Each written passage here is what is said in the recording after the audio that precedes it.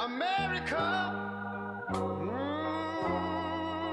America, make God thy gold refined, till all success be nobleness, and ever again divine. And you know, when I was in school, we used to sing it something like this. Listen here. Oh, beautiful, far spacious skies. Hello and welcome back to Wayland Weekly Buzz. I'm your host, Ken Isaacson. Today we're bringing you back-to-back programs. Our scheduled discussion with Chair Ellen Tone about the recent accomplishments and upcoming plans of the town's Energy and Climate Committee, followed by a special interview with co-chairs of the Recreation Commission, Asa Foster and Bud Wright. Following defeat at annual town meeting in April, events are moving fast surrounding the artificial turf project at the local conservation and recreation area. We'll find out what transpired at the Recreation Commission's meeting with the Selectmen on June 3rd. We'll talk about the list of issues that have been delaying the project and find out what to expect. We begin with host Susan Wagner and guest Ellen Tone. Our guest today is Ellen Tone, co-chair of the Energy and Climate Committee, ECC, who says small towns can do big things to save energy and combat climate risks. So can small committees in small towns. Since its original establishment in 2009 as the Wayland Energy Initiatives Advisory Committee, the ECC has obtained for the town a designation as a green community by the Massachusetts Department of Energy and Resources, has lowered our greenhouse gas emissions by 12%, saved the town an estimated $250,000 in energy bills, and facilitated the passage of a more energy-efficient building code, all while maintaining quite a low profile. Ellen, thank you for being here. Can we begin with a brief history of the ECC, beginning with its original incarnation, and also why was the charge of the committee, or was the charge of the committee changed, and why? Sure, Susan, and thanks for having us here. We always like to raise our profile because we've done some wonderful things, and so we appreciate the opportunity. So I hear, yes. The committee was formed originally in 2009, and it was an interesting time in Wayland. It was actually when the town center was first being considered, and I was not on the committee at the time. I actually was on the conservation committee right around then, and Michael Tickner, you might recall, was the selectman who said, we're building this big new town center. We should be thinking about energy. What do we should be doing on energy? Let's have an energy committee. And that was kind of as broad and unformed an idea as he had. He said, let's put it out there and see who in town knows something about energy and what they might be able to teach us and tell us about how we should think about energy moving forward. So the committee really was an Energy Initiatives Advisory Committee in 2009, and it really had this sort of loose charge. And I think it tried to find its footing, and it really found its footing a couple of years later when the state came out with a program called Green Communities, which had a very specified program for municipalities. If you, as a municipality, met certain criteria, you could be designated as a green community, which had this tremendous advantage, which is that you could apply for substantial grant funds to take actions to reduce the municipal energy usage, right? We're going to focus on the buildings and the streetlights and the things that we own as a town. And so that was really a galvanizing moment for the committee in 2010 when it said, let's work to become a green community. And that required a town meeting vote because some of the criteria required town meeting approval. Okay.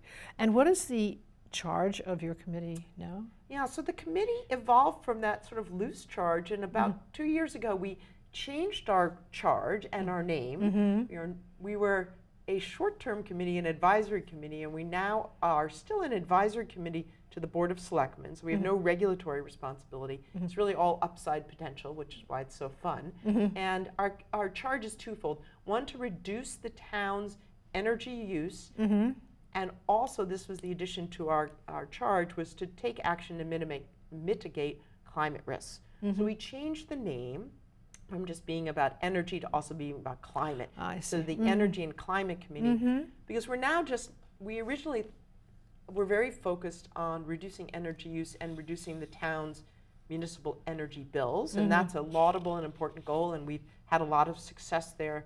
As you mentioned, we've undertaken a variety of measures. We've saved the town roughly $250,000 annually every year as a result of these activities, and brought in over $1 million of grant funds. So we've at no cost to the town, really, we've reduced our annual expenses. But we wanted to think more broadly and to say, our goal is not just about saving money, our goal is actually to reduce greenhouse gas emissions and think about how to mitigate climate risks for the planet and for Wayland. Okay, all right. So one of the first things your committee did was to obtain the Green Community designation, as you've just mentioned, for the town. So what's involved in becoming a green community? You've explained why it's important, but maybe there are certain criteria that the town have to meet? And I'm not going to remember all of these exactly correctly, but you had to be designated as a green community, you need the commitment of your executive body, so the Board of Selectmen needs to vote for that. You needed to adopt what was called the Energy Stretch Code, which we passed at town meeting in 2010. So that meant that all new construction had to meet an energy code that was more stringent than the base code. It was more aspirational, and that was a stretch code, and we passed that. We also needed to make commitments about our vehicle fleet being as energy efficient, making steps to our vehicle fleet being energy efficient, which in a town like Wayland, we don't have that many municipally owned vehicles. But the big commitment was to reduce our municipal energy use by 20%. That's a commitment and a goal Green Communities set out, and so we committed to those activities. Reducing by 20% by when? That is a little vaguer. It says that you need to, your long-term goal is to reduce the energy use by 20%, and you will take activities to do that. And as part of Green Communities, we have access to a wonderful software system that the state runs that allows us to track the energy use in our buildings. So we can see what buildings are using for energy, and we can track what happens after we take a variety of actions to reduce energy.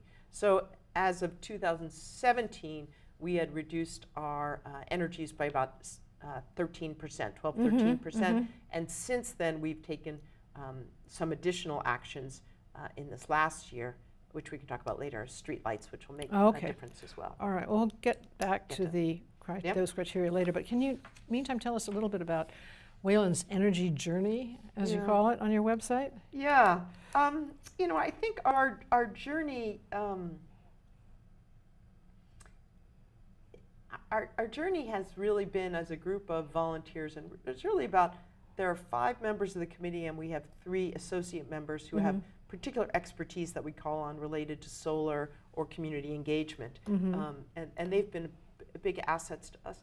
I think our journey was, at the beginning, we just sort of didn't quite know exactly, it's a big question, how do you tackle it? So part of the journey was latching onto Green Communities and saying, okay, that's a good first step. And the super important thing that we've realized is that to do some of what we need to do, we need help as a small town. Small towns can do big things, true, but we need help.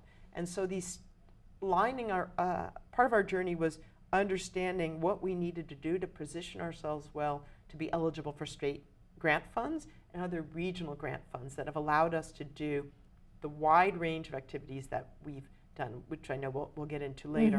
And one of those, so Green Communities was a watershed moment for us to have something that very specific to work on and to give us access to funding. I think another thing that was part of our journey was realizing that we have limited staff capacity in town. Ben Keefe is terrific, but he's got a million things on his plate, so we've collaborated quite a bit with the Metropolitan Area Planning Council, and they've helped us in a lot of our procurement.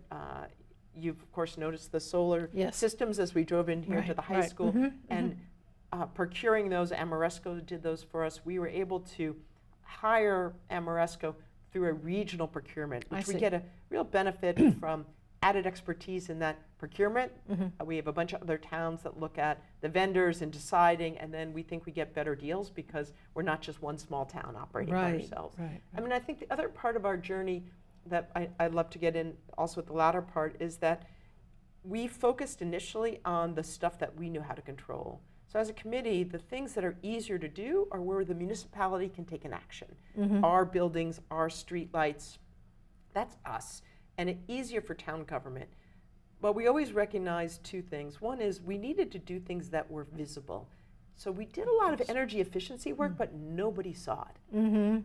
So it was super important for us to do the solar projects. They're very good from an energy standpoint, but they are visible. Yes, of and course. that we need to do visible things. So that was also part of our journey. The other part of our journey is that just looking at what the town does for its municipal buildings was not going to be enough because there are 3,800 households and roughly 13,000 people who live in Wayland, and we needed to find ways to engage them. And so we embarked in collaboration with some terrific residents and now have formed a nonprofit on this to do, as you may know, a Solarize campaign where we helped identify a solar vendor and get a favorable financing and cost structure, and then coach people through the process of evaluating and then installing solar in their homes.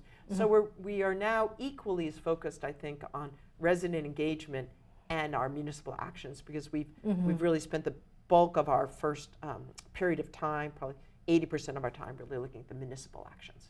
Okay. Every journey has a beginning and an end. So do we have an ultimate goal here on our energy journey, and how close are we to attaining it? That's a great question that I think we've really grappled with. We've not set ourselves a greenhouse gas emissions target. There are the Paris Accords. We don't want temperature to rise more than 2.5 degrees Celsius. And the question is, if our world's going to stay the way we want it to stay, that's what we all have to do. So what's Wayland's share of that? I think doing the math of that is a little confusing to us. I would think so. But we certainly we've already committed to reducing our energy and greenhouse gas emissions, our energy use by 20%, and that has a sort of related greenhouse gas emissions reduction.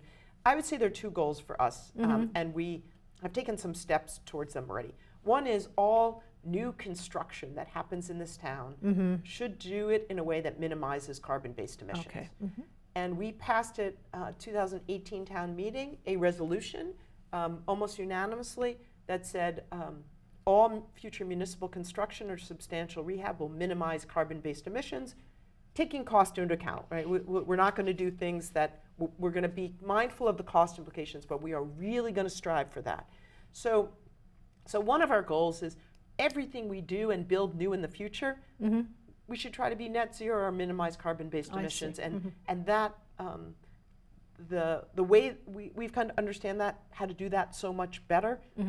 Concord, for example, just passed a town meeting. They're going to build a new middle school. I think it's a middle school. That's going to be a net zero facility. So we know we can do these things.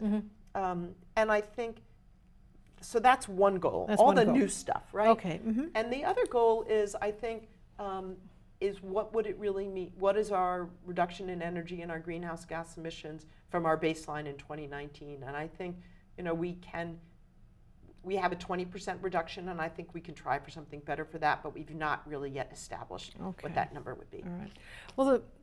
Well, your committee's website says that the town buildings are our biggest energy users. Does that mean that they're wasteful or just big, or both? That just means that as a well, if you think about it, like what uses energy that we own as a town? Buildings, street lights, water treatment plant has pumps and so on, but that's sort of a building. Sure. So really most of our assets and our cars, our municipality has a small fleet of vehicles. So really it's just that buildings are the biggest energy users. Okay, that's what I really wanted to. And we did a project some years ago that also passed at town meeting. It was called an ESCO, an energy services contract. We did a $2.4 million project that undertook 39 different energy efficiency measures in all of the buildings, except for the new DPW building that was under construction, to improve the energy efficiency. And that was a project that, again, actually didn't, we paid for that work out of the energy savings. Okay. So we've made a big dent in our energy building use. One of the things on the horizon that we want to tackle is we've improved the insulation, the lighting, the boilers. 39 is a lot of different measures. A lot of, But we things sort of get out of whack. Like you take your car to get tuned up periodically, or you go to get a once-a-year physical, and the doctor checks a bunch of vital signs.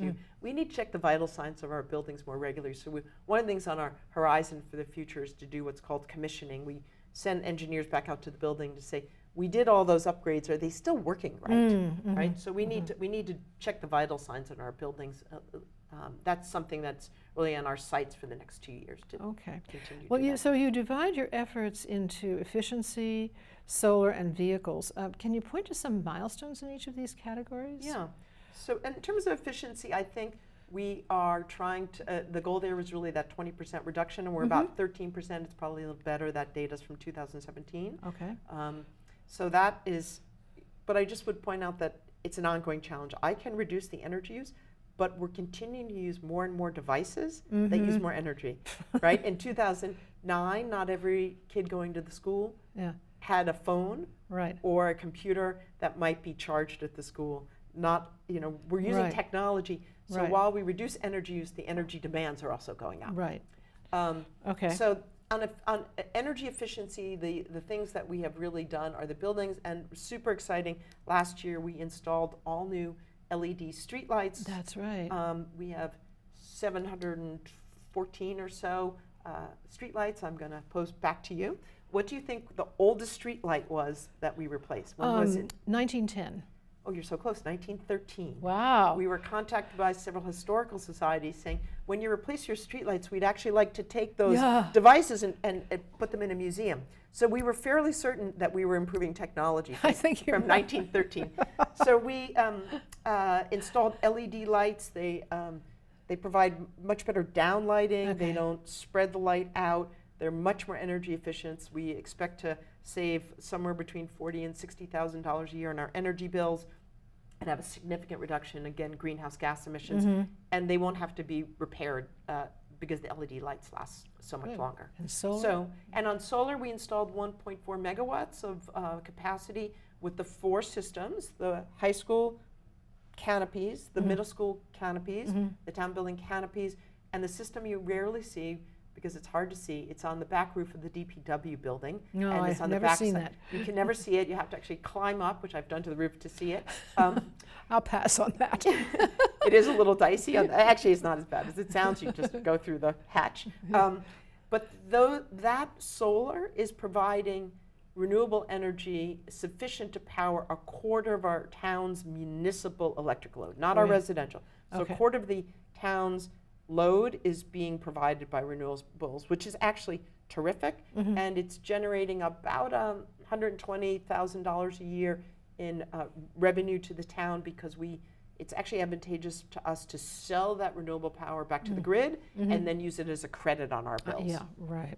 And what about the vehicles? So the vehicles, I think we just don't own as many, so we've installed several electric vehicle charging stations at the town building, you might have noticed. And we have and we have 2 Nissan Leafs, and we have a hybrid and electric car. So we've got a few electric vehicles, and the town employees tell me that they love them. They're super fun to drive, and particularly when you're just putting around town, they've been great, and charging no problems. They've been terrific. Great. So how are we doing insofar as private citizens are concerned, homeowners in particular, and private vehicles? Right. So this is, I think, the place where actually I'm personally some of the most excited. As I said to you, part of our journey is to really engage residents and businesses. And one of the things that we've done to supplement the Energy Committee is to create a new nonprofit regionally called Mass Energize, and you can find us on massenergize.org. We've done this with our colleagues in Concord, who are also very active on energy and climate issues, because there's some things that are just difficult for town committees to do. It's difficult for town committees to recommend a contractor unless we do a procurement for that, right? Oh, right. Right. That's just not kosher. So it's difficult to do that. It's difficult to really reach out in big engagement ways. It's not really what the committees have the greatest focus on and ability. So we really said we wanted to be a little more nimble, to be honest. Committees have constraints with open meeting laws and all of those things. So we just had a variety of activist citizens who said, let's do more. The committee is amazing. Let's supplement that. And so This is like the Friends of the Council on Aging. Exactly. It's the Okay, exact same model. Uh-huh. And so we have formed this nonprofit, and our goal in Wayland is bold, but I think achievable, Okay. which is that we want half of all households to have taken some action on climate change. Okay. And I want Wayland to be seen as a beacon, to say communities can do this. Our work at the committee has been written up by the Northeast Energy Efficiency Partnership as an exemplar community. We're known as this small towns can do big things kind of ethos. And we want to show that also in our residential. So we have a wonderful website platform that we will be updating this summer, which folks can go to at energizewayland.org. And it really lists all the things you can do as a person, and we are tracking what households are doing through self-reports. And we know thus far that 479 households have told us they've taken some climate action. Some of those are data we know because we can track it through state databases. Over 220 have installed solar. Look at my notes here. Over 60 households have electric vehicles. Over 300 households have taken some action to improve the energy efficiency of their homes. And I'm sure that's an undercount because not everybody knows the website. So I really want to encourage people to go there, not just tell us what you've done, but look at what else you can do. Right. Okay. So what big projects do you have in mind for the upcoming year or for the next 5 years? So I think they really fall in these two categories. So wearing my committee hat, because I'm also very actively engaged in the leadership at Mass Energize, which I want to do a shout out for Kat Van Straten, who's really my co-collaborator on that. And who is that, please? Kat Van Straten. Oh, yes. You know her from probably Transition Wayland. I've heard of her, yeah. Variety of other variety of other activities. So wearing my committee hat, really I think one thing we are exploring, which I hope we'll all be talking more about, is green community choice aggregation. You get an electric bill, and you use Eversource for who you get your electricity from in Wayland, and Eversource gets that electricity from some electricity suppliers, and that's how the bill happens. But you probably get calls all the time saying, do you want to switch to a different electric provider? There are a lot of those calls. We're in a state where you can switch and not just get your electricity provided through whoever Eversource uses, and Eversource is required to make a certain percentage renewables based on a state requirement. Over 20 communities in Massachusetts have opted to do it differently and to pursue what's called community choice aggregation, where through a town meeting vote or decision by the mayor, you can say, we are going to choose to have our electricity come from another supplier. I see. And many of those towns have chosen to make that a slightly greener set of supply. And when you make that community choice aggregation decision, it has to have in it a provision where people can opt out. I see. So for example, Newton and Brookline just did this, Natick has done this several years ago, Sudbury has done this, and in all of those cases they've said, we want the percentage of renewable energy producing the supply of electricity to be a greater percentage than what Eversource is required to do by the State Public Utilities Commission. So we're in discussions about that and exploring that for a fall town meeting vote in Wayland. Okay, all right. Anything else of goals in the next 5 big programs? I think our goals in the next 5 years really are to make sure any new construction, we really do that well. We passed a resolution, but now if we build a new building at the town center, whether that's a Council on Aging building or a community facility, that really should be, again, a beacon to say Wayland did some amazing things with buildings, right? This high school in the 70s, whenever that year was a new way of building things. And I think we need to continue to show that we can build in an environmentally and fiscally responsible way. If we make buildings have less energy use, they're going to have fewer operating costs over time, which is a smart move as a taxpayer. So I think that's the green community choice aggregation, the new construction, and I think we also just need to do some additional tuning up of our existing buildings. But the really big area for focus that we want to look at now is also resident engagement through Okay. our Energize Wayland All right. program. Which brings me to the program that you're going to have on June 10th. Perfect. And that's going to be at the library It will be June 10th at the library at 7:30. at 7:30. It is a program on heat pumps. Okay. Do you know anything about heat pumps? No. No worries. You should come to the program. Heat pumps are, it turns out you do. You've been in buildings with them and you just haven't known they were a heat pump. Right. So heat pumps are a way of providing heating and cooling to buildings. They've been used extensively in other parts of the country for years, the Southeast, in Europe you see them all over. But there have been some technological advances that makes heat pumps work much more effectively now in our colder climates. And so we're having a community forum to talk about heat pumps as residents consider, how do I heat and cool my home? And do I want to consider moving off of oil to a more environmentally friendly choice? So why are heat pumps more environmentally friendly? Well, it's because they use electricity, and I can green the grid. Electricity comes from sources, but if we make those sources more renewable, then I could be heating and cooling my house with 100% renewable energy eventually. But if I'm locked into oil, I can never make that. That's right. Have no greenhouse gas emissions. So there are terrifically good incentives right now from the state, particularly if you're moving from oil to electricity or propane to electricity, or even if you're moving from gas to electricity if you completely eliminate your gas. So we want to showcase some of the technology. We'll hear from neighbors who have installed the systems. We'll hear from the Northeast Energy Efficiency Partnership experts on these kinds of technologies, and then from a couple of vendors about in what situations they find it working. And we'll try to give you some clarity about the different state incentives, which are kind of a complex web. Steve Bright has been helping to organize this event in Wayland and will be our so-called heat pump coach to coach people through it. And we have if you can't make that event, there's a companion event in Concord on June 8th, this weekend from 1:30 to 3:30 with pretty much the same lineup.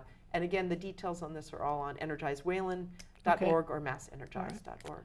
All right. Well, is there anything else you'd like to add? I think what I'd like to add is, I think it's bold but doable. Half of all households doing something on climate change. I think many people currently feel a little frustrated about where we stand as a country on our environmental actions. And what we want to say is, we think this goal of half of all households doing something is critical for two reasons. One, we all need to take individual action. We all own some part of the legacy of our planet for our children and our grandchildren and those that come after us. And so our individual actions are important, but maybe they're not going to make the biggest difference like you and I do in our own individual house. But we need to feel part of a bigger solution, and we need to feel empowered that we can do things. And what we're doing with Mass Energize and our Energize Wayland effort is really showing some new ways of engaging people and get greater uptake. And that, again, I think will help inform larger state policy and larger actions to really amplify impact. We've heard from a bunch of other communities saying, what you guys are doing is so cool. We'd love to use the software you're doing to track things and engage people. So we're hoping to create tools and share them with others. One thing I neglected to mention in our Energize Wayland activities is we've partnered with a new national green home certifying program, high performance home certifying program called Pearl. And so if you've done things in your home like energy efficiency, which is sort of invisible, and you're going to sell your house, you'd like those things to be valued almost as much as the granite countertops or your new bathroom, right? I agree. Yeah. So what Pearl is trying to do is make the invisible visible, and they've partnered with us to help promote that, and we have 2 homes certified as Pearl Homes in Wayland. Right. One that was in a sales process with Caldwell Banker on 3 Ponds, and then actually Kat's house, which is now on the market to be rented because she's moved to another house. I see. We think that that's a really important way of validating and giving value to things you do in your home that are high performance. Okay. So we encourage people to take a look at Pearl certification too. All right. Well, thank you very much, and good luck on the 10th and in all your upcoming efforts. And thanks for inviting us. Well, we're very happy to have you here. All right, thanks, Susan. Thank you. Now we turn to the artificial turf project at the local conservation and recreation area. It sparked great controversy for the past 2 years, with voters taking up strong positions on both sides of the issue. The Conservation Commission failed to approve it twice, with tie votes, and it's still stalled at the Zoning Board of Appeals. Funding narrowly missed getting voter approval at April's town meeting, and yet the Recreation Commission and its supporters would like to bring the project to town meeting again in November. With us to talk about what's next are co-chairs of the Recreation Commission, Asa Foster and Brud Wright. Asa and Brud, congratulations on your re-election. I think you're happy about that, right? And, Thank you. Welcome back to the Buzz. Thank you very much, Ken. We are, I think, excited and pleased about being re-elected and look forward to serving for another 3-year term. Okay. Well, let's see. Following that defeat at town meeting in April, which was by this margin, what's the immediate effect on sports in Wayland now? Well, if you look at what has happened as a result of the defeat of the Locher turf field and the passage of the high school stadium project, we are going to face a deficit of about let's see, I think it's about 2,400 hours because we won't have the turf field at Locher, and we will also not have access to the turf field at the high school. Okay. So there's a if we calculate what the usage of the fields are in Wayland, there are about 15,000 hours of rectangular field use that we have on demand from the users.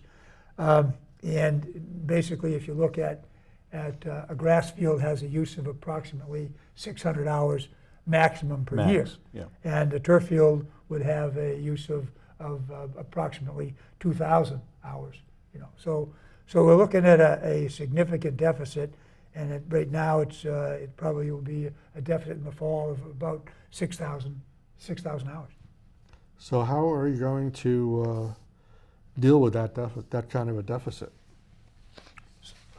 Well, one of the things I would say is that our user groups are well aware of the dilemma. And of course, some of this is not anyone's fault. In some respects, the success of the high school project means that field is offline. However, we knew it was going to be offline one way or another. It would be closed for safety or it would be rebuilt. So it's not a surprise because even if our article had passed, neither field would be up in line for the fall. Mm-hmm. But so for the fall, you're not in a different place than you were. Well, we're worse off, but we anticipated it. Okay. Because the turf field is offline, and so we can't use that on weekends, Sundays and Saturdays, and so that's 2,000 hours. Right. So we already knew we had that problem. What's compounding this is that moving forward, we don't have any solution for our problem, and in the immediate aftermath of that vote, or success of the high school, we anticipate the high school is going to be looking to get some time on some of our grass fields, and that, I think Ace has been pretty clear, we do not intend to damage our grass fields. So it's going to be a very big pinch. Yeah, and the other aspect of this, or the other issue that relates to this, is the school start times and the school finish times. Because what happens now is that schools are out an hour, going to be out an hour later. Mm-hmm. So as you well know, what happens as far as the sun sets in the fall, it sets earlier and earlier each day. So it makes for a much more difficult time in terms of the youth being able to participate. We've looked at trying to rent other facilities, either colleges or other schools, and it's particularly difficult in the fall because in the springtime, most colleges and universities get out early in May. So if you need to rent some space from a college or a university in the springtime, there are fields that are available because the schools are closed down. In the fall, that doesn't exist because the kids get back to the colleges and universities in mid-August, and those times are taken up. So it's virtually impossible to get additional times for play in the fall. Can we put some real numbers into the deficits and the hours and all? There are 15,000 hours Yep. Of usage that you need every year, right? Yeah, yeah, and that includes youth soccer, lacrosse, football, adults, and senior leagues, everything. Everyone who would use a rectangular field. Okay, and you're going to have what type of a deficit? Well, in the fall of this year, we'll only have about 8,800 grass field time available. Starting in the fall. Yep. Between now and the fall, it's not an issue because schools are out. Yeah, I mean it's not an issue because now we Right. can use these fields and rent these fields, rent the grass fields. That said, you still run into the same situation in terms of the amount that a grass field can be used during the course of the year. You basically have got about 500 or 600, probably 600 hours is the maximum. Max. Maximum Between 4 that and can be 6. used. So even if we had LOCA working and had the high school Yep. completed, what would that give you a total? Well, Hours of usage. we would wind up, if we had everything available to us, we would probably wind up with, let's see, let me think about this for a second. Let's see. We have got 8,800 hours of grass field time available. And while the high school is under construction, you'll see zero as far as availability as far as turf is concerned. It's a deficit of about 6,000 hours, and that's the worst that it's ever been. So if you look at that as far as the deficit is concerned, you say that's the approximation of about 10 grass fields and 2 to 3 turf fields. So how do you, even when everything is built out, you're still going to have a large deficit?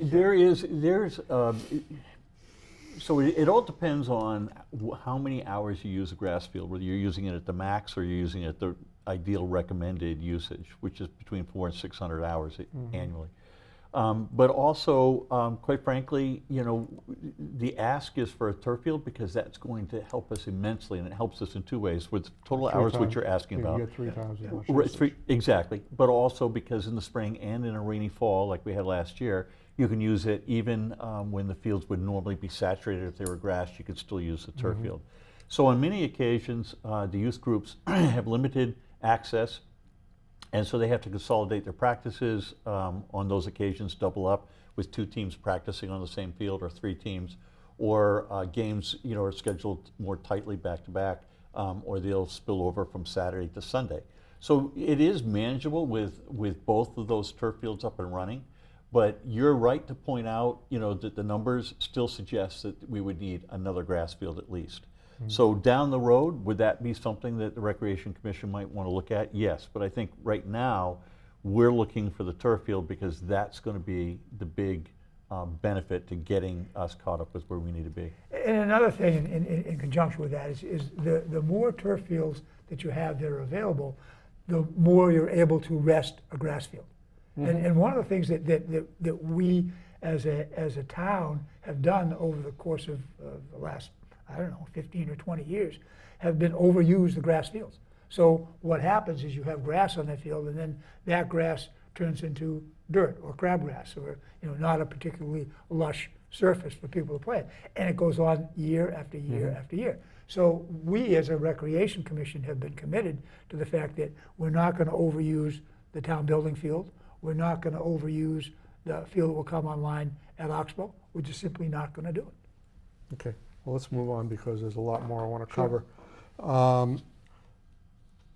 What other, I assume you've considered other locations or the possibility of other locations for a turf field, right? Yeah, do you want me to respond to that? Yes, or, please. Yeah. So we have, and so one of the things that that I think the selectmen had asked us, it wasn't exactly their idea, but they had asked that same question, and would we be able to share with the public and document all those other venues that we've looked at. So what we're working on right now is a document that would show the public all the flat areas that we could put a turf field or any field. And then I think what we would like to do is we'd like to rate those areas on a 1 to 3 or 1 to 5 scale. And so that the public could see where these other venues are and what the pros and cons of them are. Because we kept saying prior to town meeting, Loker is the best venue for this. And many people would then come up, and we've heard on Facebook and so forth, say, well, why don't you turf 2 fields at Clay Pit? And of course, it's interesting. The fields aren't big enough at Clay Pit, so if you turfed them, it'd be a long bowling alley, and it wouldn't be a full-size field.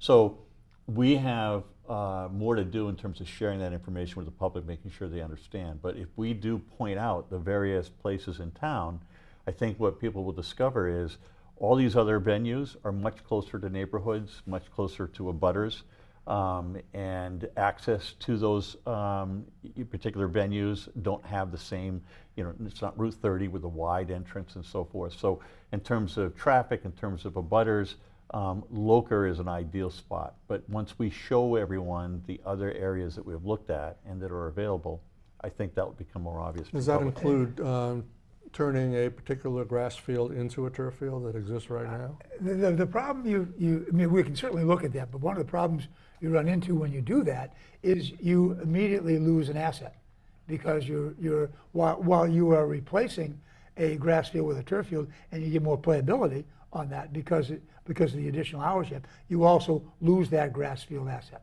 Well, unless you wind up building a grass field at Loker and then replace it with a turf field somewhere else. You're right. If you did that, you could do that. Yep, Yeah, if sure. you did that, and so that would be a 2 projects at once, or you'd phase them. But you're right, you certainly could do that. But most of those, well, all of those other venues have butters right there. Yeah, they have issues. Yeah, that's one of the issues in Wayland as far as the availability of fields. Most all of them are in neighborhoods, and so you have issues in terms of the neighborhoods in which these fields reside, or the property resides. There's something else, Ken, just sort of from a conservation point of view, and I don't speak for conservation, and we are reaching out to them to see what more conversations we can have. But if you look at a conservation perspective, and again, I don't speak for conservation, if you look at Loker and there's 391 trees, and most of the area that the field would be built does not have trees on it, but there would be an area where some trees would be removed. But if you look at another place that's owned by the schools or controlled by the schools, the end of Holiday Road, there's a woods down there. There is no area that you could build a field without clear-cutting trees. And I am not an expert, but we're estimating that as a lay person, there might be 2,000 or 3,000 trees that would have to come down for the parking and for the field, or even if we did more grass fields there. So, the reason why people sometimes look and they talk about the trees that are coming down, I think they need to understand that other areas would involve a lot more trees. And so, that's another aspect that we think is something that people need to think about.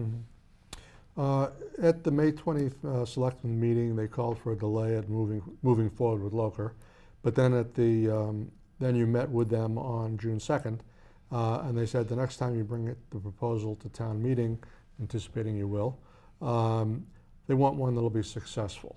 And they listed their concerns, and there are a lot of moving pieces on this chessboard that you're trying to work with. How do you plan to overcome all the objections that are out there? The first one was, I believe that was mentioned at that meeting, was crumb rubber, and looking at alternatives for player safety, water runoff, harm to aqualife. What are your thoughts about that? Well, as far as it's kind of interesting in terms of when that issue was raised, crumb rubber was approved at the high school. Crumb rubber has been in existence at the high school since 2007. Right. 2007. There have been no issues as far as crumb rubber migrating into the wells. There have been some discussion about some surface water quality issues and some migration aquatic life. in aquatic life. That said, if there was an issue as far as crumb rubber is concerned, I would think that it would have been much more difficult or impossible to get a permit to do it. So I think that as far as I think that concern about the aquatic life also extended to the chemicals in the grass itself, in the artificial grass, the artificial turf, when it got into micro-sized pieces. I've not heard, I've heard opponents to the turf field make those claims. I've not heard any valid claims or science that indicates that there's something wrong with the fabric of the field. And I do think that Asa makes a great point. The town has voted to approve crumb rubber, and the reason, one of the important things to keep in mind with crumb rubber is it's been out there. We're going to get the number, but I don't know currently how many turf fields are in the country, but there's got to be thousands and thousands and thousands. And it's been for 15, 20 years, it's been the most studied substance in play areas and for athletics. So there is no correlation between any human health issues and crumb rubber. And sometimes people infer that there is, but there isn't. There's no correlation in that regard. And so we've approved it in an area where we have town wells. We have a river not far from that site. There's a buffer zone near the high school. And so that's a very sensitive area, and the town's approved it there. I think local, we've demonstrated that our drainage has been peer reviewed, it's safe. The way that the field is constructed in terms of the way the drainage works through the material to prevent runoff of crumb rubber and other material. We've gone to great lengths to answer those questions, but it's on us to make sure that we get that documentation out there. And that said, I think that we would probably prefer to move forward with crumb rubber. But that said, I don't think that we're adverse to taking a look at other alternatives. And if those alternatives are more attractive, then we could certainly entertain that. Okay. The next concern is about the site in terms of new hazardous materials at the Dow Chemical site that are existing above the levels in nature. And a file review by a new LSP and possible further testing. What are your thoughts about that?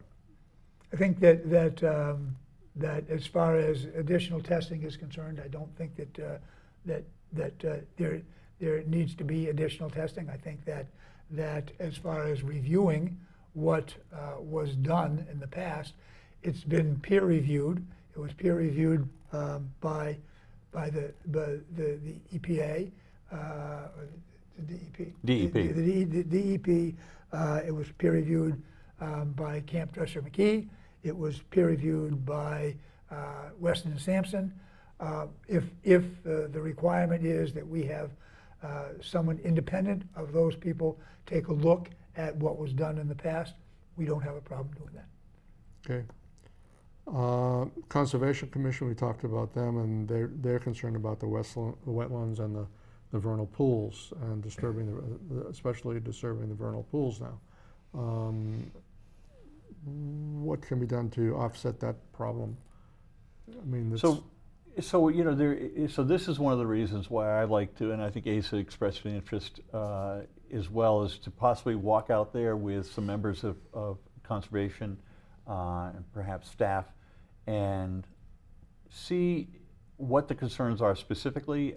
I've heard there are suggestions that the trails could be improved in such a way that the vernal pool could be protected more on the conservation piece rather than on the recreation piece.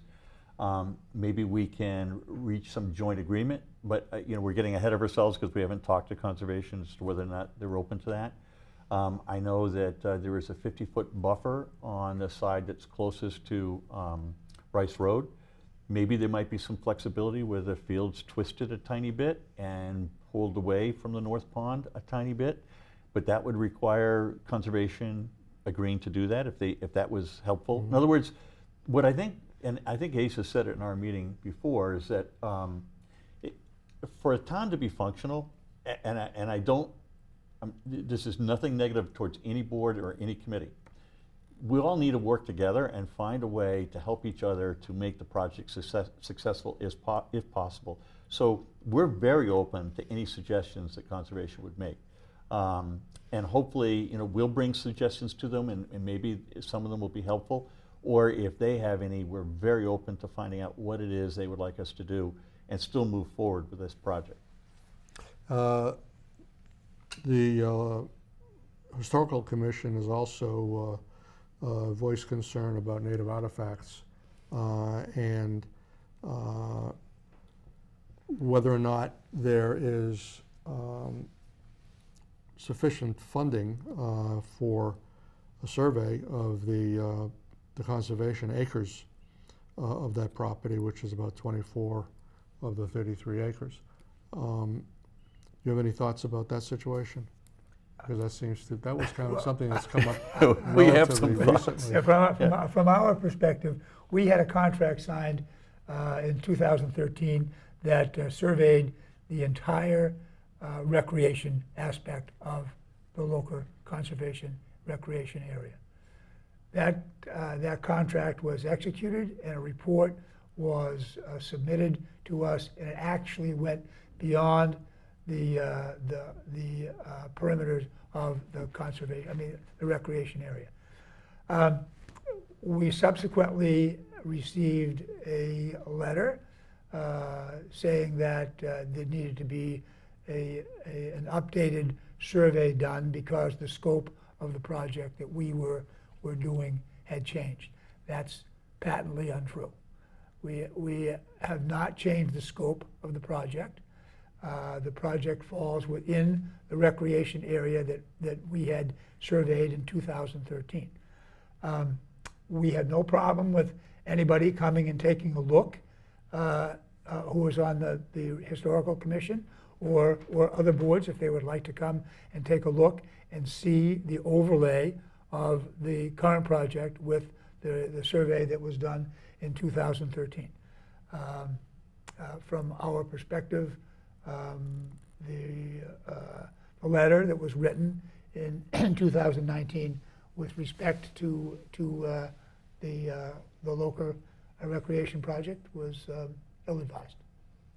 Yeah, so can I just follow up a little bit on that, Ken? Sure. So I think the thing is that we relied on that report from Doug Harris, and our design of our field was based on that report. And if you do look at the overlay, you'll see that our field does not impinge on any areas of concern that were identified in that report. So I think it's important that if someone from historic is concerned, it needs to be filtered through recreation, because we paid for that study and we relied on that study. And so I think our position is we want to make sure historic has a chance to look at our documentation that we have, which I know they have access to. And we've invited them to come and sit down with us and just look at it so that we can all be comfortable that, in fact, that study was complete. And I think that I had the impression anyway that historic thought that because we have a rectangular field as opposed to a baseball field, that somehow we were going outside the work area or the study area, and we're not. We're totally contained inside the recreation parcel. So our report was thorough and complete, and we've relied on that. So. Okay. There's a big concern that the site was never approved for active use by children. And the risk analysis assumed the area would be used for conservation purposes. What's your thoughts about that?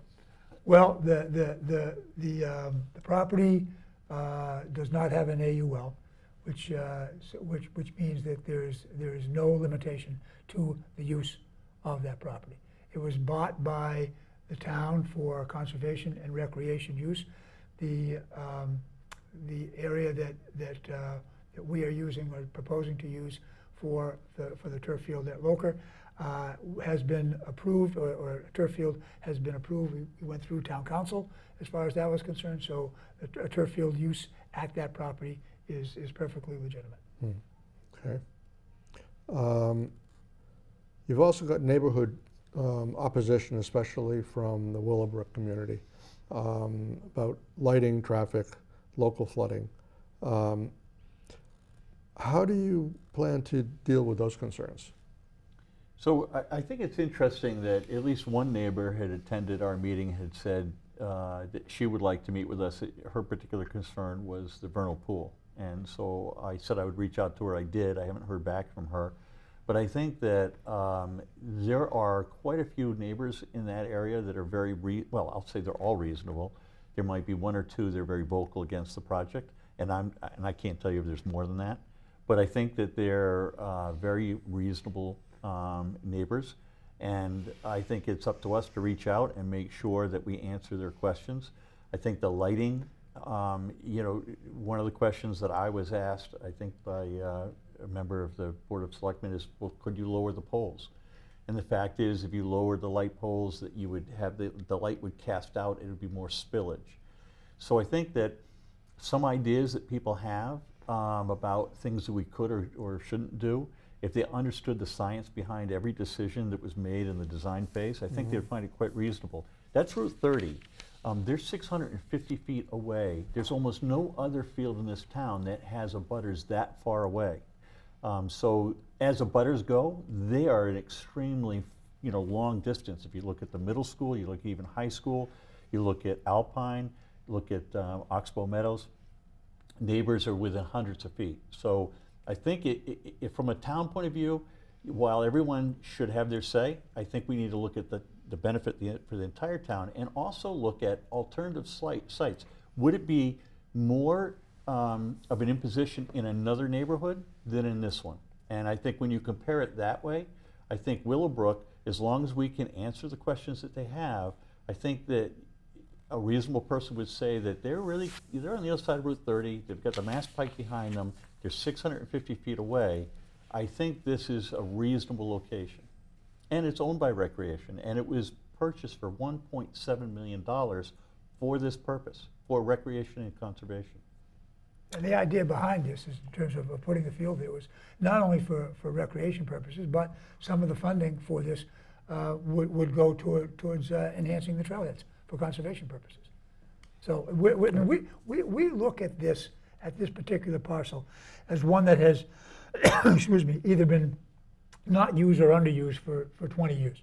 And we look at the turf field project that we have there as something that would certainly enhance the value, not only for the town, but for the residents of the town and the people who participate in both active and passive recreation and conservation. So if you bring this back to town meeting again, I don't know if it'll be November or April, what do you think it's going to take to get voters to finally approve the project?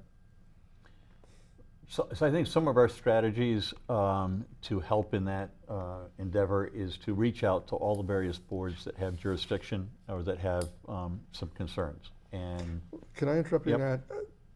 It's been, what, 2 years now, right? right.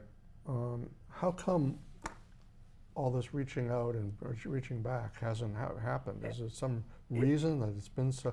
I mean, it's like you're just starting out almost. It Well, the way you're has describing happened. it. It Yeah. has happened. We've reached out to every one of these boards, and I think, frankly, one of the issues with respect to the boards in Wayland is that there are certain guidelines within which each board is charged to operate.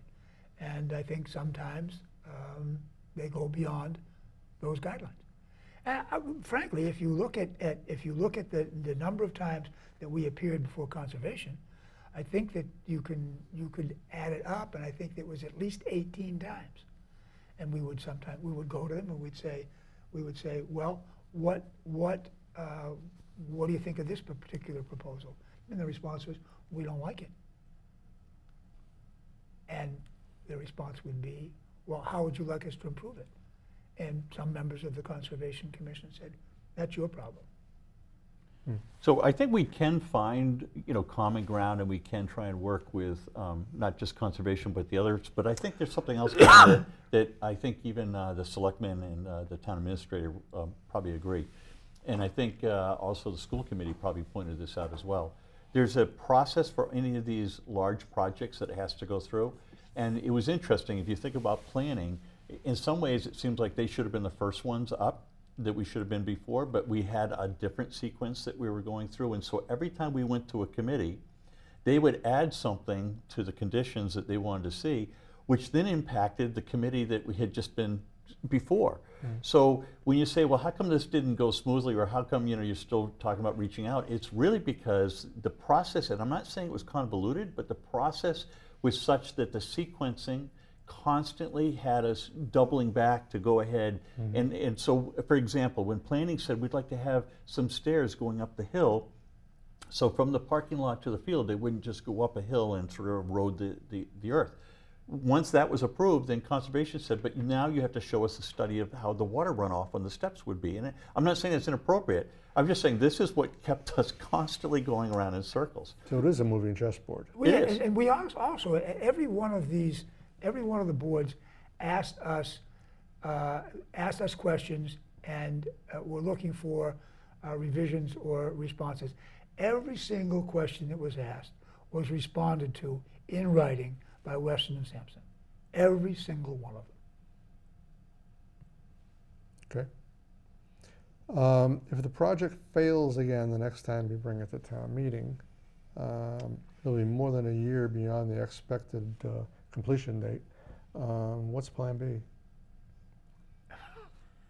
Yeah, it's, you know, I think that there's something, Ken, that I think you ask a great question, and I think that some of that Plan B is going to become apparent this year when people realize some folks who maybe didn't appreciate the need and now see the incredible pinch.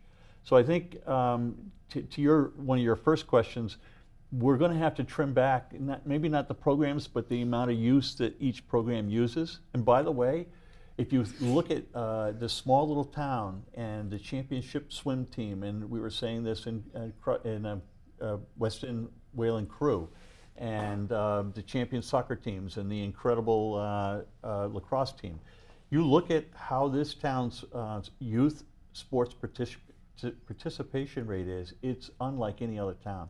We're so successful as a town. Our schools are, our youth groups, the feeder teams.